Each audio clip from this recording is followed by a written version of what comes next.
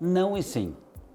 Não, porque existe uma certa mentalidade de que a gente tem que sempre ouvir o aluno ou o cliente. Mas eu te pergunto, o cliente tem sempre razão?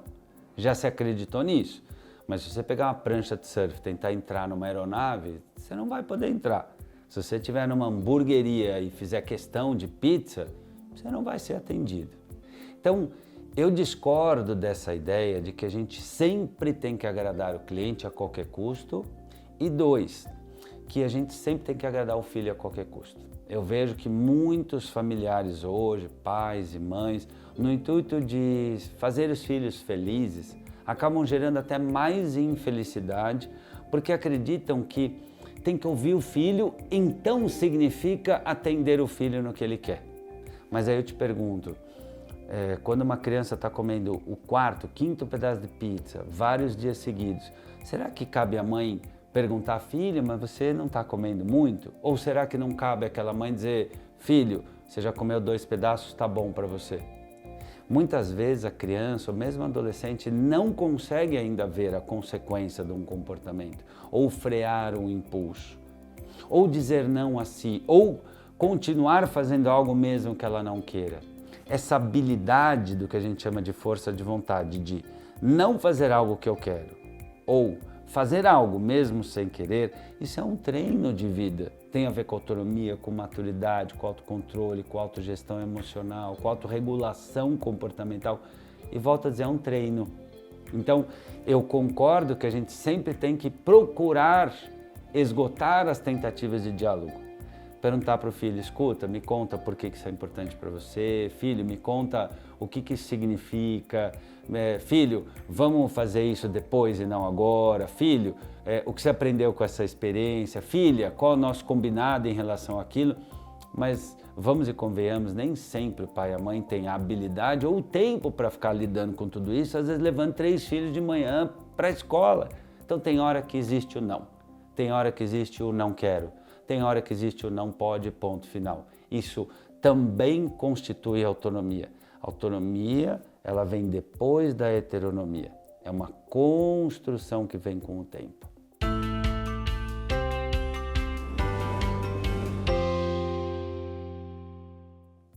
O limite é a saúde, o limite é a lei, o limite é o combinado, o limite são os valores da família e o limite é a saúde mental do pai.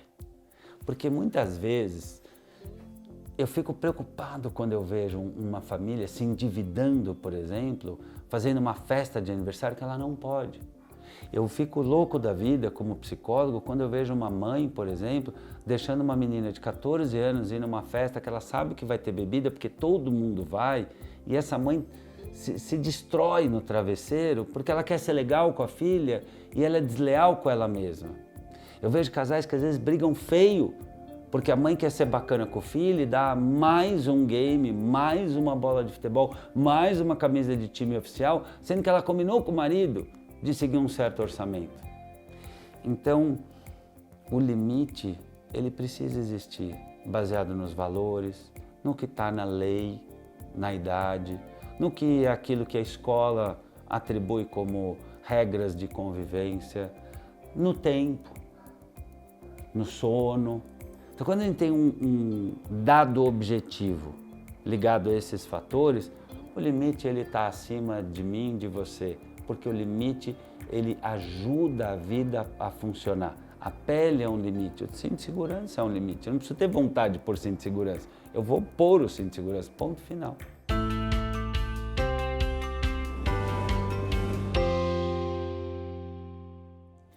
Eu tenho uma chave que eu gosto muito, eu falo muito disso no meu livro Síndrome do Imperador, entre a diferença entre ser um pai e uma mãe legal e um pai e uma mãe leal. Né? Ser legal é uma grande armadilha, porque em nome de ser legal, deixa o filho fazer o que quer, a hora que quer, do jeito que quer, se quer. Isso cria uma selvageria, isso não leva à civilidade, não leva à cidadania, não leva à edificação do caráter. Me diga uma pessoa de sucesso que não teve ali uma mãe ou um pai chato. Um pai que exigiu, um pai que cobrou, uma mãe que falou para a criança o caminho certo, que não ensinou a dizer com licença, por favor, desculpe, obrigado. Essas coisas chatas da vida são, na verdade, mais treinadas, mais praticadas por pais, por mães, por familiares que são tão empoderados a ponto de aguentar, inclusive, o bico do filho, a cara feia da filha, a filha batendo o pé e indo embora, o filho dizendo eu te odeio, vou morar com a minha mãe, essa casa é um inferno. Esses ataques histéricos da criança, do adolescente, porque a criança está com dificuldade de lidar com aquele não, porque é ruim, porque é chato. Vamos falar, é ruim lidar com frustração. Ninguém gosta, você não gosta, eu não gosto. Mas é a partir das frustrações que a gente consegue aprender a viver, a conviver, a estudar, a trabalhar, a amar, a se relacionar com a gente, com o outro e com a vida. Então, muito melhor do que ser um pai e uma mãe legal, que é algo irracional e insustentável ao infinito, é ser um pai e uma mãe leal. Então é se perguntar, eu concordo, eu acho certo, está na lei, o que a escola diz a respeito, o que a ciência mostra sobre esse comportamento ou não. Eu dou um exemplo sempre do cigarro eletrônico. Muita gente fuma, é fácil dizer que todo mundo faz, mas eu concordo, são os meus valores, vai afetar a saúde do meu filho, é legal aceitar isso? Esse tipo de raciocínio que pode ajudar o pai e a mãe a não se perder para o todo mundo, para o hoje em dia ou para o calor do momento.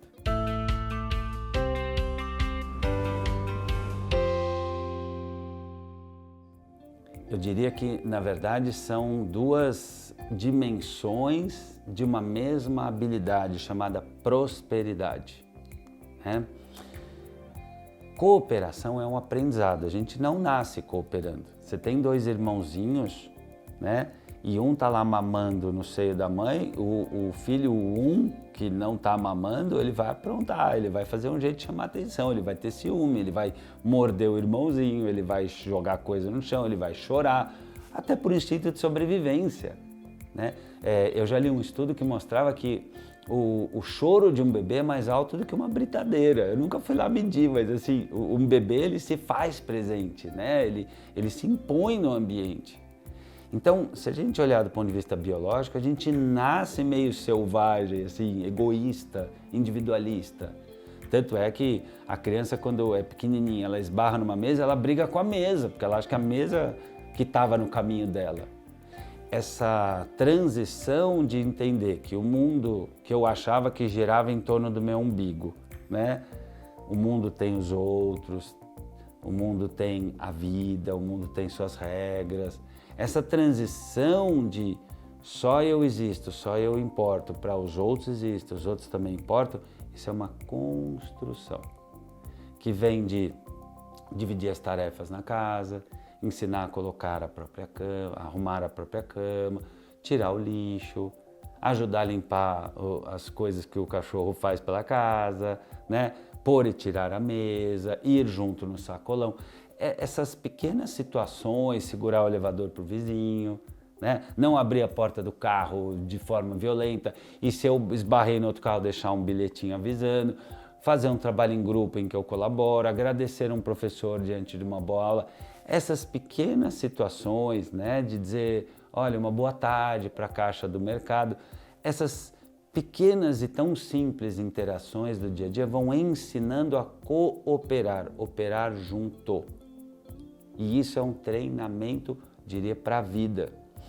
Isso vem junto com a empatia, porque quando eu consigo ver o outro como tão digno, tão importante, tão relevante, né, tão respeitável, tão amável quanto eu, aí eu tenho uma chance de cooperar. Se não é fake, é falso, eu me torno uma pessoa meio oportunista. E, em geral, isso não se sustenta. Aquela pessoa que ela é legal quando ela quer alguma coisa do outro. Em geral, essa falsidade não se sustenta por muito tempo. Então, que alegria uma criança conviver com uma família empática, que quando é bem atendida agradece, quando é mal atendida chama o gerente e faz o seu pronunciamento de forma respeitosa, que ensina o filho a agradecer por uma aula, a manifestar a sua opinião de maneira, né, empática, dizendo, olha, o outro talvez não teve um dia bom, não fale assim com outras pessoas. Então, o pai e a mãe que têm valores claros, né, é mais fácil para esses pais ensinarem os filhos a entenderem que o mundo não gira em torno do umbigo deles e que é sempre melhor conviver bem, apesar de ser difícil. Apesar de ter hora que a nossa vaidade, o nosso narcisismo quer que a gente se permita atos que não são legais. Isso é humano, quem nunca? Né? Só que é fundamental, eu diria que é talvez uma das maiores riquezas da vida, crescer em uma família que valoriza o outro, que sabe a regra de ouro, que é não trate o outro, só trate o outro como gostaria de ser tratado, ame o outro como a ti mesmo. E diria mais, o Tal Ben-Shahar, autor da Ciência da Felicidade, ele fala o seguinte, a regra de platina, a mais importante ainda é trate o próximo como ao distante. O que significa? Às vezes com um desconhecido, uma pessoa que você não tem o afeto garantido, você vai tratar bem, com respeito. Mas trata o teu filho, trata a tua esposa com esse mesmo recato, com essa mesma empatia. É isso que funciona.